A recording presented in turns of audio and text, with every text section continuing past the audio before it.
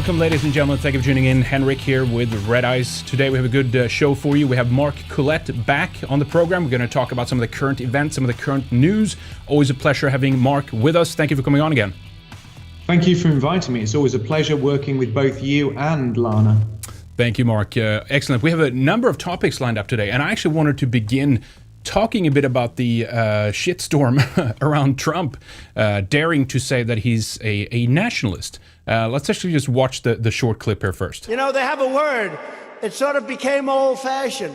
It's called a nationalist. And I say, really, we're not supposed to use that word. You know what I am? I'm a nationalist, okay? I'm a nationalist. Nationalist. Nothing wrong. Use that word. Use that word. Crowd goes on to chant USA, USA, and of course it was a shitstorm. Sorry for the bad language, folks, but on Twitter around this, in terms of the fact that Trump dared to say that he is a nationalist, and I was curious about the reaction, Mark, because why wouldn't a president of the United States of America be a national? What is he supposed to be? Is he supposed to be a globalist? Is he supposed to be an internationalist? And they equate this immediately, of course, with not only racism and white nationalism and all these kinds of things. This is full-on fascism now because he's a nationalist. Isn't that amazing, the reactions to this? Well, I was very, very happy when I saw this because I think Trump has been the gift that just keeps on giving for us. I mean, he legitimized talking about mass immigration. People used to be quite scared talking about race, ethnicity, immigration. But when you have Donald Trump, a man who is a major, major media celebrity on a level you can't really imagine. I mean, in Europe, people aren't as aware of this, but in America, they certainly are. This guy is, super famous. He's at the highest level of being looked up to as well, because he's the man that in many ways personifies the American dream. When you have a man like that legitimizing being critical of mass immigration, being critical of multiculturalism, that is one thing. But for him to come out and call himself a nationalist, well, that legitimizes everything we are, because the globalists, the internationalists, the liberal politicians, the entire establishment have done everything they can in order to make it so that word is a dirty word, so it's taboo. So if you go out and identify as a nationalist, you are naturally silenced by people around you, and they've obviously tried to tie the word nationalist to lots of negative connotations. So to have the president of the United States coming out and saying that he's a nationalist, this is just another absolutely fantastic bonus for us. And I think that's why the left are so bothered by this. This is why they're so enraged, because it's taken them absolutely decades to make discussion about immigration and multiculturalism taboo. It's taken them decades to turn words like nationalist and patriot into dirty words. And Donald Trump has more or less undone all of that mental conditioning. He's just undone in a matter of months. And that's why they're absolutely fuming. And when you sent me the show notes beforehand, I was looking through his Twitter, and I don't know if you can bring this up or if the particular tweet has been bumped down, but where he proclaims that he is a nationalist, or there is a tweet commenting on him being a nationalist, the outrage in the string of tweets underneath is just absolutely beautiful. And sometimes I'm not sure what pleases me more, being legitimized in such a wonderful way on such a global scale by the man who is widely accepted to be the most powerful man in the world, or the literal sea of leftist tears when things like this happen. So for us, this is just another great day. Yeah, it truly is, Mark. It's amazing that such sensible, just normal positions. I mean, 20 years ago has been, seen so radical today, right? That they've shifted the window so much to the left and I think that they also have to continue with this pressure on people who are not even on the fringes of the right or far right, but even like center and moderate people, right? That somehow you not taking a position with them full on is equated now with extreme right views and stuff like that. And I think that they, in the media, in the cultural narrative, and the politicians on the left, they have to continue to push that window towards the left to make it seem that these positions are unnatural. But again, my question to them would be, what is he supposed to be? Do they want an imperialistic president that gets in the business of all these other countries? He's not the president of a global governance system. He's not the head of the UN. He's the head of America. He's supposed to look after the people that not only voted for him, the people who didn't vote for him, but who are under him as their president, right?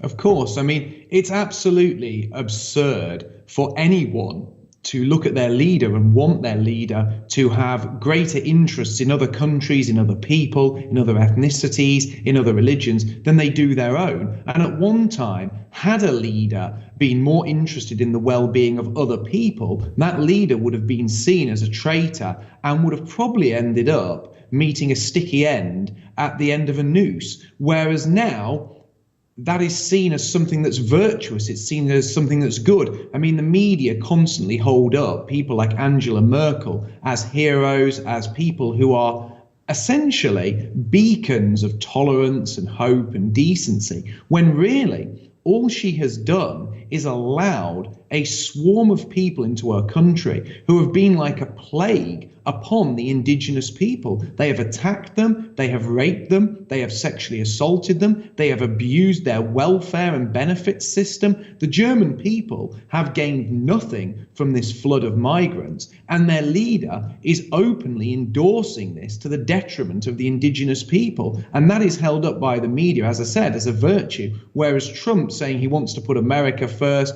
he wants to put the American people first, and he is a nationalist and loves his country. That we are being conditioned to think is something that should be seen as dirty or tyrannical. And it's very telling seeing the way these people are absolutely having mental breakdowns on Twitter, because on the Fox News report of this, on the Fox News tweet that you sent me earlier, the most retweeted item underneath it is some woman who's posting graphics about the Holocaust, saying that, Trump coming out and saying that he's a nationalist. Yeah, that's the one. Right? That's the one. That, this is literally the gift that keeps on giving. Man.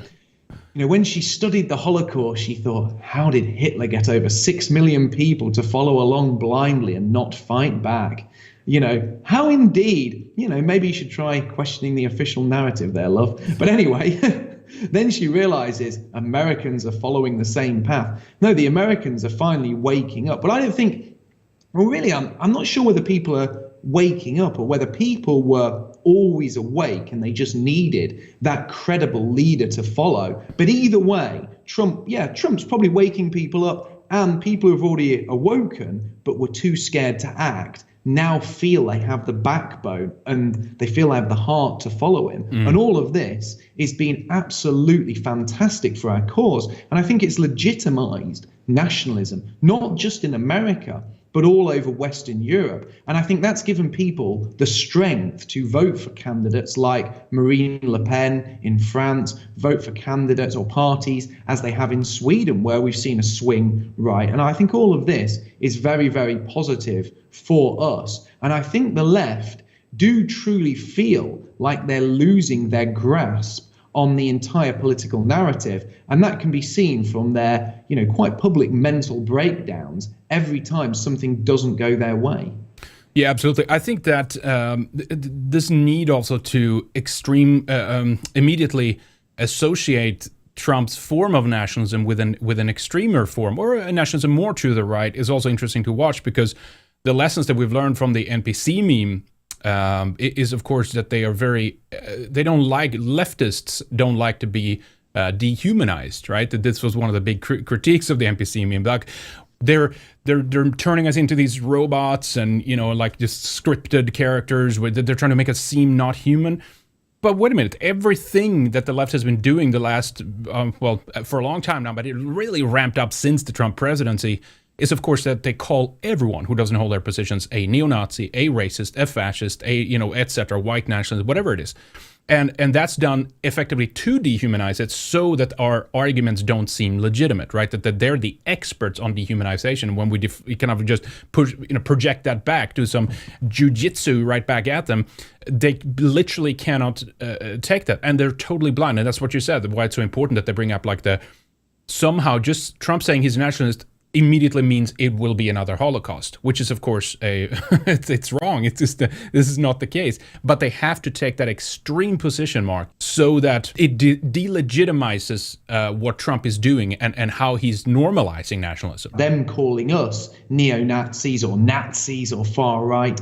I think that at one time those sort of names did hold quite a bit of power because they weren't used as much. When used sparingly, when used against certain opponents, those phrases had quite a bit of power, but they've been used too often. Think of them a little bit like antibiotics. If you use antibiotics too many times, whatever you're using them against builds up an immunity. And I think people have built up an immunity against phrases like Nazi, racist, and that has actually helped us an awful lot, because when they called the BNP Nazis, people kind of bought that. And people were like, yeah, well, maybe they are. You know, they want repatriation. They want to stop immigration. But now they are calling everyone who is really right of centre a Nazi. So everyone's a Nazi. Donald Trump's a Nazi. Nigel Farage is a Nazi. They call me a Nazi. They'll call you a Nazi. But they're calling everyone a Nazi. So that word no longer has any meaning. It no longer has any power. It is just a word again. Whereas before it was a word that carried quite a bit of weight. It was a word that when printed on a leaflet, when directed at BNP candidates, would put people off voting for us. But now they used it so liberally and they've overused it. It's watered it down. It's now meaningless. It now has no effect. It's like an overused antibiotic that simply doesn't hit the mark anymore. It simply doesn't have any effect. The immunity in people has been built up against this, and that's it. They're done. And calling Trump a Nazi is a major, major error from their part, because if they're saying the president of the United States is a de facto Nazi, that gives Nazis an awful lot of credibility. That says to people, well, actually, these guys, you know, they're back. They're doing something. You know, these guys, they can't be that bad because America elected one. And these words now have absolutely no meaning, and they've really depleted their own arsenal completely. And they've left themselves in a position where their once most powerful tools are now completely useless, meaningless, and the public just isn't listening to them at all anymore. So when they get memes like the NPC meme used against them, it hurts so much more. It stings so much more because their generalizations, their dehumanizing tactics aren't working, but ours are. And the funny thing about it is, ours are far more humorous, ours are far more witty, and that's what makes it even better, because the left obviously don't like losing. The left don't like seeing us winning, but they really, really hate being laughed at because they have a very, very childish, silly mentality. And when you laugh at a silly child, the child throws a tantrum. And these leftists, these liberals, they really are grown children. And they're showing that now more than ever because they're banning people for simply posting grey cartoons with stoic faces. And that shows, if anything, we are winning the culture battle. I thought we should take a look at the report as well from Fox, because a lot of this was triggered, Mark. Well, we don't have to look at the whole thing, but I want to play some B-roll here of the caravan that's coming in too, swelling to 7,000. Again, this is not one of the scenarios that triggered, of course, Trump's reaction with the fact that he's a nationalist. We can't just have wide open borders. Who are we if we can't, protect ourselves and stuff like that? And it's interesting that, of course, we saw scenes like this, Mark, in Europe back in 2015, was it, that really kicked off, 16, 17. It's really continued since then. To a certain extent, the media has downplayed it since, but now we have it through boats and stuff like that too, that don't only come by land. But what's the comparison here do you see in terms of the European migrant wave? I think the biggest comparison you would see this sort of so-called caravan and between what's happening in Europe is obviously the floods of these migrants that have been arriving at ports in Italy, Spain, southern France and Greece. I think what makes this particular movement of refugees, well, they're not refugees, are they? I mean, these people are clearly economic migrants. And one thing I'll have to say is, I find it hilarious that they claim to be fleeing Honduras, but at the front of this march, which looks more like a military movement, they're carrying the Honduran flag, like an invading army would. They're carrying this flag as if there's a standard bearer at the front of the march saying, we're coming to take over your land in the name of Honduras. Now, if you're fleeing from a country, if a country's been brutally oppressing you, you wouldn't imagine the people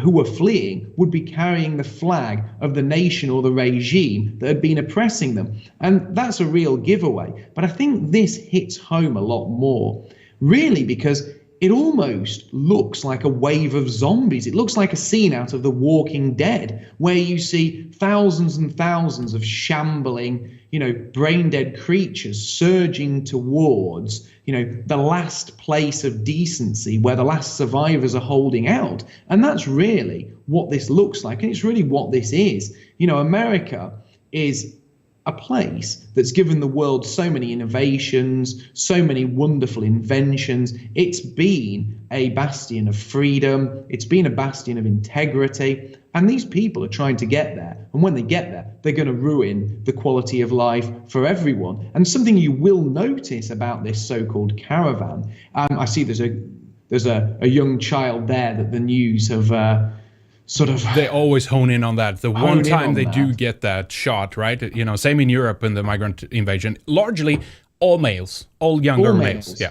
Exactly. All males carrying their battle flag, the flag of the nation that's meant to have been oppressing them, marching relentlessly like zombies towards the West. And it is frightening. And the fact that Donald Trump is standing up to this, the fact he has said he is going to dispatch the military to the border to turn these people back, that is an absolute breath of fresh air, because that is what we need. And the people who are supporting this mass of economic migrants and criminals flooding towards America, they're in their hands. And I think many of the American people will see those supporting this caravan as absolute traitors. And yet again, having Donald Trump being a voice for patriotism, being a voice for nationalism, and voicing his absolute opposition to this is another massive bonus for our movement. They're trying to make it seem that there's no legitimacy in a country wanting to defend itself and wanting to defend its own borders. And why is it, Mark, that laws then only applies in certain circumstances, right? They want to have restrictions on politicians or whatever it might be, like which I obviously agree with, like, campaign finances. I'm talking about like largely what the left is talking about in terms of rules and laws and what we need, and there needs to be laws against hate speech and all these kinds of things, right? But all of a sudden, when it comes to migration, there should be no laws whatsoever. It should just be total open borders, let everyone in, and of course, people who are what should we call it? People who are sentimental when it comes to helping people. And I'm not against helping people either. But as is stated, America already gives Honduras massive amounts of money in aid. They get help from other parts of the world. And I think the easier solution, instead of them making this dangerous march through all these countries and breaking borders, as we saw in Mexico, right? They were actually breaking through there. They were actually not respecting the country that they show up at. And I think even internationally, you're supposed to stop at the first country where there is peace, from as a refugee. If you all want to seek asylum, go to the first country where there's peaceful conditions, and then you wait there and seek asylum there. But they're just marching straight through, just like they did in Europe too, right? To all these southern European countries, to go to Germany, to Sweden, to Denmark, Norway, Britain. And of course, so there's no rhyme or reason to how the following the rules when it comes to this stuff. And I've heard countless of people on the left defending this. That's just like, well, they're seeking a better life and they're fleeing violence and horrendous conditions and stuff. Well, it looks like they're bringing these conditions right with them, and they don't respect the laws of the countries that they come to.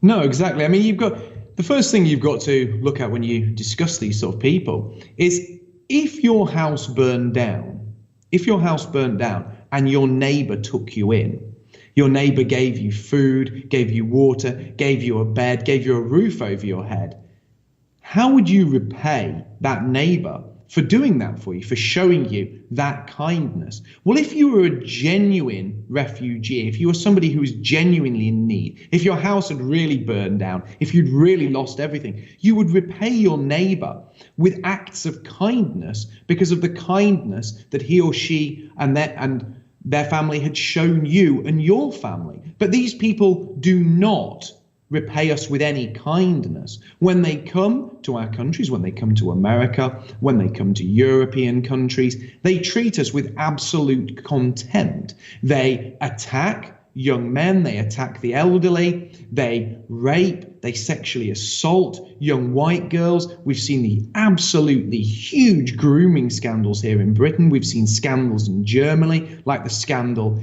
in Cologne on New Year's Eve, where thousands of women were molested and sexually assaulted in one evening. You see these horrendous terrorist attacks. And these people, when they come here, they claim to be fleeing regimes that are extremist. They claim to be fleeing groups like ISIS, fleeing extremist Islam. And they say they want tolerance, they want the West. And then as soon as they get here, what do? Well, we've seen in France where there was the Bataclan massacre. We've seen in France where an elderly priest was beheaded in his own church by two young migrant males. These people bring the problems from their own country into our nations, and they show us absolutely no gratitude whatsoever. And when you see the number of men of fighting age that you can see in these pictures now, you can actually see what this is going to bring to America. All of these young men are going to be looking for partners. All of these young men are going to be looking for, at best, they'll be looking for low-paid jobs, which pushes down wages, which means our people, the indigenous people in Europe, or the the descendants of those who built the America we know and love, won't be able to get jobs. And at very worst, these people will be criminal elements who will join gangs, who will be smuggling drugs, who will be involved in other forms of criminality. And these people will make life, in one way or another, worse for the people in America, just as migrants have made life worse for people in Europe. What do you think that people pointed this out, and let's just briefly talk about that. There's right to the on the right side there on the screen on the truck. There's there's the Star of David. I don't know if these pictures. This actually it says right there. It's shot in Guatemala, right? And it was interesting because I think my angle was IsraAID. They're actually on location. That is Honduras. I got to look up if it was Guatemala. Regardless, I guess technically that, if you're in one country, you could help, especially if you have a truck and you're driving people across the borders or whatever this is a case of. But what do you think that's about? Is that a coincidence, Mark? Why is there a Star of David on the truck that's transporting people? Well, it's very interesting. Now, I did a whole video on this called the Jewish role in the refugee crisis, and that was quickly shuffled off to the YouTube bin of limited state, so you can't actually search it. Down the memory hole, also, down the memory hole. The quarantining, exactly. It's amazing. It's also up on minds.com though and BitChute, so it can still be accessed. Yeah. But when I was looking into the Jewish role in the refugee crisis, I came across the group called IsraAID, and I actually exposed this group because it's very, very interesting that the Jews in Israel don't want any refugees coming into Israel. In fact, repeatedly, Jewish prime ministers and high-ranking Jewish politicians in Israel have categorically stated that they will not be allowing in any refugees, and they are aggressively seeking to repatriate people who have entered Israel's borders illegally, or sometimes even legally, and have settled there, including a large number of Africans who they are shipping back to Africa. But interesting, there is a group in Israel called IsraAID, which are a pro-refugee charity. But before you say anything, they are not pro-refugee in Israel. They don't want to help refugees come to Israel. Oh no, this charity sends Israelis abroad to help refugees and migrants enter other Western nations. So they have been very active on the ground in places like Italy, in places like Greece, trying to help migrants enter Europe illegally and then dispersing them and resettling them across Europe so that they can't be deported. And I would not be shocked at all if they were on the ground working, helping to flood America to help migrants cross the southern borders and get in to America. And this group, IsraAID, really is the perfect illustration of the hypocrisy practiced by Israeli Jews who want a wall for Israel, who want closed borders, who want an ethno-state, which is for the Jewish people, and essentially a bolt hole for all Jewish people the world over if they need it. The Israeli Jews from IsraAID are very, very eager to flood Western nations like Italy, Greece, France, Germany, where the European people are the indigenous people, but they're also very, very eager to flood other Western nations where the European people may not be indigenous, but their ancestors were the ones that founded those nations and made them what they are today. And they are very, very eager to push open borders. They want multiculturalism for Europe. They want miscegenation for Europe. They want mass migration for Europe, whereas they want an ethno-state for themselves in the Middle East. They want a place where all Jews are welcome, a place for Jews, and a place what Jews can use as a bolt hole. Gets much, much worse. And this huge double standard is one of the best ways to illustrate the hypocrisy that is practiced by these people. And you only have to wonder, what is their end goal in doing these things? Let's talk about some of the reactions to this then, because I don't think it's only Israel and IsraAID that's behind this. I think there's many different organizations. Frankly, they play a large part, and we know that within the respective countries too, they lobby. And you have, is it Haifa it's called, or HAIS, the Hebrew Immigration Organization? I can pull it up here in a moment, but there's clips there talking about how rabbis, they're agreeing on making sure that America gets more immigrants. And we are saying, yes, we will love our neighbor. Last week, HAIS organized a letter signed by over 1,200 rabbis. Can you imagine getting 1,200 rabbis to agree on one thing? But agree they did, and what they agreed was to ask our elected officials not to halt or even to limit the United States Refugee Admissions Program.